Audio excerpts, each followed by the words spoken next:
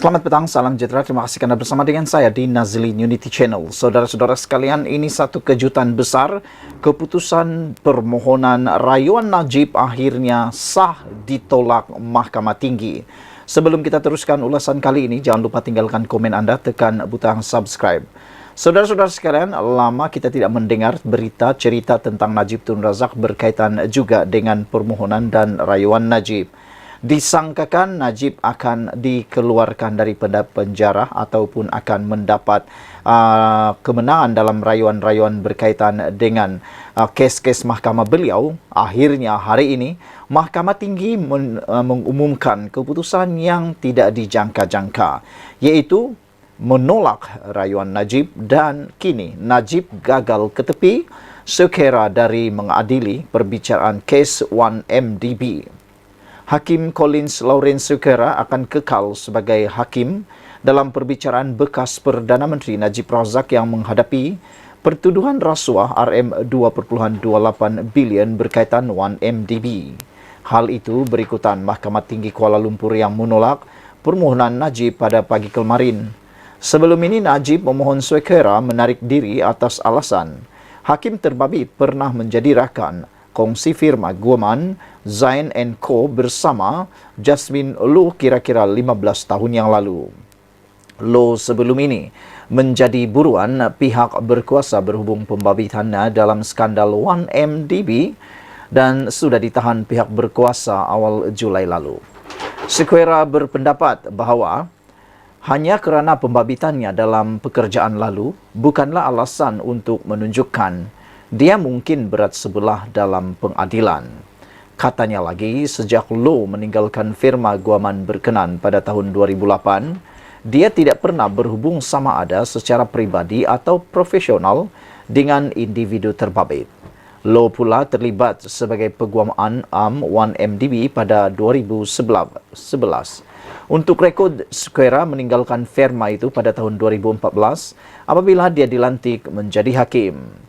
Sukera berkata pasukan pembelaan bukan sahaja gagal menunjukkan wujud sebarang hubungan peribadi atau profesional di antara dia dan Loh, bahkan tidak memberikan bukti sebarang hubungan keuangan atau langsung dengan wanita berkenan. Katanya hal itu dikuatkan dengan fakta bahawa dia berada di jabatan litigasi firma Guoman berkenan, manakala Loh di jabatan yang berurusan dengan hal ehwal korporat. Pagi ini, Sukera juga menolak permohonan peguam bela utama Najib, Muhammad Safi Abdullah, untuk menangguhkan perbicaraan sementara menunggu rayuan mereka di Mahkamah Rayuan bagi mengenepikan hakim terbabit diputuskan. Bekas Gubernur Bank Negara Zeti Akhtar Aziz kemudian mengambil tempat itu di situ untuk menyambung semula pemeriksaan balas oleh Safi. Semasa mendengar permohonan itu semalam, Safi berhujah terdapat risiko berat sebelah di pihak Sukera jika dia terus mengadili kes berkenan. Bagaimanapun timbalan pendakwa raya Kamal Baharin Omar membalas, Loh hanya terlibat dengan 1MDB pada tahun 2011, iaitu 3 tahun selepas dia meninggalkan firma Guoman Zain & Co. Najib menghadapi 4 pertuduhan salah guna kuasa dan 21 pertuduhan penggubahan wang haram, membabitkan dana 1MDB bernilai RM2.28 bilion. Bulan lalu, Menteri Dalam Negeri Saifuddin Nasution Ismail mengumumkan Loh diberkas apabila dia menyerah diri kepada polis selepas menjadi buruan bertahun-tahun lamanya.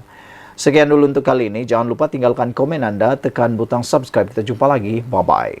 Selamat pagi, salam sejahtera. Terima kasih karena bersama dengan saya di Nazlin Unity Channel. Ini keputusan mahkamah yang paling mengejutkan Sanusi. Pastinya dengan kejutan ini akan memberikan impak dan dampak besar dalam pergerakan, ucapan, bahkan percakapan Sanusi Maknur. Baru-baru ini, seperti yang kita ketahui, Sanusi telah pun disaman RM200 juta oleh Vincent Tan. Dan ini keputusan terkini daripada mahkamah selepas saman tersebut diberikan di mahkamah. Dan ianya pasti amat mengejutkan kita semua. Dan harap-harap ianya dapat memberikan ketenangan kepada Sanusi. Hari ini disahkan bahawa Vincent Tan telah berjaya memperoleh perintah sekatan sementara terhadap Sanusi. Dipetik daripada Malaysia Kini, Vincent Tan memperoleh perintah sekatan sementara terhadap Menteri Besar Kedah, Muhammad Sanusi Maknor dalam saman fitnah yang difailkan Taikun berkenan. Peguam ahli perniagaan itu, Chuar Kiat Lin, mengesahkan kepada Malaysia Kini bahawa Mahkamah Tinggi Shah Alam membenarkan permohonan injuksi ex parte awal hari ini dan salinan perintah itu telah diserahkan kepada pasukan Peguam Sanusi. Peguam itu berkata perintah itu akan berkuat kuasa sehingga Jumaat minggu depan, di mana pasukan Peguam Sanusi akan diberi peluang mengemukakan hujah balas terhadap permohonan Taikun itu bagi perintah sekatan berterusan, sementara menunggu penyelesaian saman fitnah utama. Malaysia Kini telah menghubungi pasukan Peguam Sanusi untuk mendapatkan maklum balas mengenai perkara itu.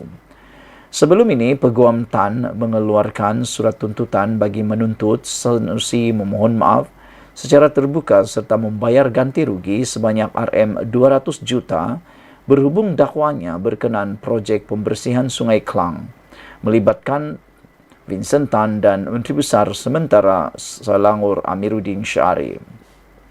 Sanusi kemudian didakwa enggan mematuhi surat tuntutan itu, menyebabkan pengasas kumpulan berjaya berkenan memfailkan saman fitnah terhadapnya pada 8 Ogos. Red saman itu berhubung ucapan Sanusi ketika kempen pilihan raya negeri Kedah di dataran Darul Aman Jitra pada 2 Ogos lalu yang disaksikan ratusan orang. Menurut pernyataan tuntutan itu, Tan dan Berjaya Len Berhad yang merupakan pelanatif pertama dan kedua menyangkal dakwaan itu dan berkata Sanusi menerusi surat balas bertarikh 8 Ogos enggan mematuhi tuntutan yang dibuat. Pelanatif mendakwa dakwaan itu bukan sahaja tidak berasas dan tidak benar, tetapi dibuat dengan niat jihad dan demi kepentingan politik dan retorik mengapi-apikan oleh defendant. Tan dan Berjaya mendakwa Sanusi tidak mengambil langkah wajar untuk mengesahkan dakwaan tersebut sebelum membangkitkannya dalam ucapan dan mendakwa dia ingin meraih publicity murahan dan sensasi demi manfaat pilihan raya dan peribadi. Tan dan Berjaya juga mendakwa kenyataan Sanusi antara lain menggambarkan mereka sebagai korup, kroni kepada Amiruddin dan menyebabkan kerajaan Selangor menanggung kerugian RM180 juta ekoran tanah yang didakwa diberikan secara percuma dan menipu rakyat Selangor. Keparahan fitnah dan kesan buruk terhadap pelanatif sangat besar, terutama di saat akhir kempen politik yang menjadi perhatian orang ramai dan terus memberi kesan kepada pelanatif dalam pelbagai bentuk sehingga kini. Pelanatif memiliki reputasi bersih sebagai ahli parlimen dan memiliki kedudukan kehormat dalam masyarakat di peringkat tempatan dan antarabangsa menurut Tan dan Berjaya Len.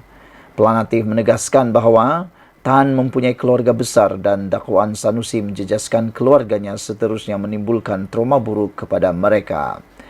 Kedua-duanya mendakwa bahawa dakwaan itu tersebar ke seluruh dunia, di mana organisasi atau Syarikat Perniagaan Antarabangsa itu mungkin mendapat tanggapan buruk terhadap mereka. Sekian dulu untuk kali ini. Jangan lupa tinggalkan komen dan tekan butang subscribe. Kita jumpa lagi. Bye-bye.